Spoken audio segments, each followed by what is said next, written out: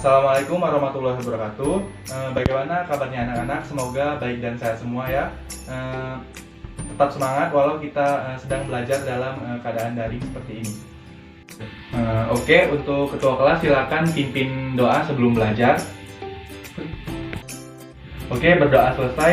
Sekarang silakan untuk mengisi daftar hadir melalui grup WhatsApp ini dengan cara menggunakan voice note dengan menyebutkan nama serta nomor absen dan keterangan hadir. Sebelum kita mulai masuk ke materi hari ini, Bapak ingin mengulang sedikit materi minggu lalu, yaitu tentang perbedaan struktur sel tumbuhan dan sel hewan.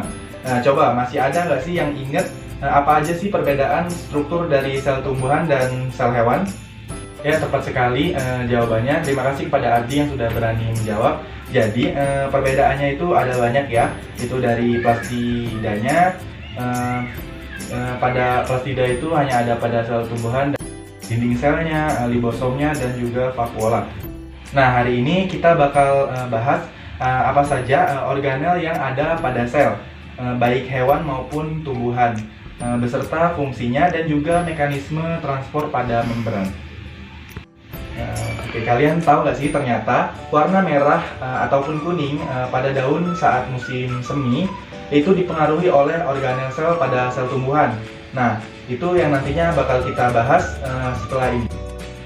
Diharapkan setelah belajar tentang materi hari ini, kalian sebagai siswa itu dapat menjelaskan apa itu membran plasma dan organel sel. Kalian juga dapat mengerti macam mekanisme dari transport pada membran. Dan kalian dapat mengidentifikasi nih apa aja itu membran plasma dan organel sel beserta fungsinya. Oke, di sini Bapak akan mengirimkan screenshot PowerPoint yang sudah Bapak buat dan juga mengirimkan e-modul kepada kalian lewat WhatsApp ini. Selanjutnya kalian silakan untuk membaca e-modul dan perhatikan PPT yang telah Bapak kirim, screenshot PPT yang telah Bapak kirim.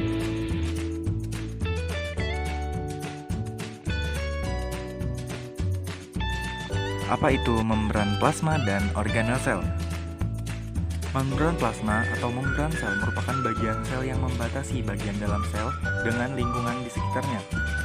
Membran ini dimiliki oleh seluruh jenis sel.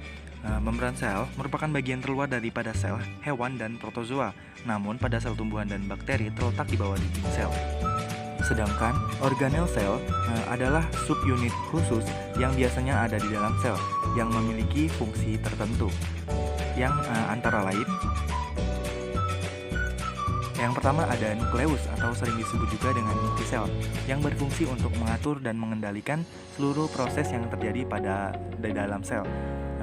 Selanjutnya itu yang kedua ada ribosom, itu berfungsi sebagai tempat sintesis protein atau pembentukan protein. Lalu ada mitokondria, itu berfungsi sebagai alat respirasi sel untuk mendapatkan energi. Dan selanjutnya itu ada badan Golgi yang berfungsi sebagai tempat sintesis polisakarida yang membentuk aksorom pada sel sperma dan juga membentuk lisosom. Selanjutnya silakan kalian identifikasi masalah dari PPT dan modul yang sudah kalian baca tadi. Sekarang setelah kalian identifikasi masalah, Bapak bakal membagi kalian dalam beberapa kelompok, yang satu kelompok itu terdiri dari 4-5 orang. Nah, itu untuk berdiskusi dan mengumpulkan data bersama untuk menjawab permasalahan yang telah kalian temukan di saat identifikasi masalah tadi. Untuk mencari datanya, kalian bisa cari dari buku, modul yang sudah Bapak kirim maupun internet. Kalau ada yang kurang paham, nanti bisa langsung tanyakan pada Bapak ya. Oh iya, datanya nanti langsung kalian catat saja, dan kalau sudah kalian saling bertukar informasi.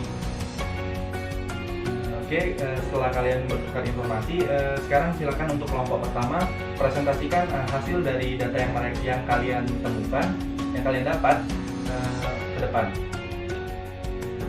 Oke, terima kasih untuk kelompok pertama. Selanjutnya kelompok kedua silakan untuk maju ke depan. Oke, terima kasih kepada kelompok 2. Selanjutnya kelompok 3 silakan maju ke depan untuk mempresentasikan datanya.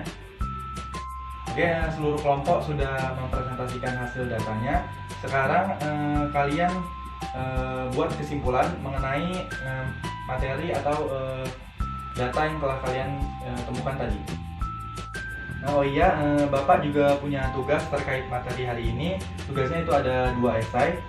Nanti tugasnya dikirim lewat Google Classroom.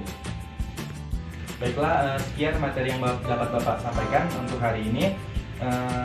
Bapak akhiri, wassalamualaikum warahmatullahi wabarakatuh.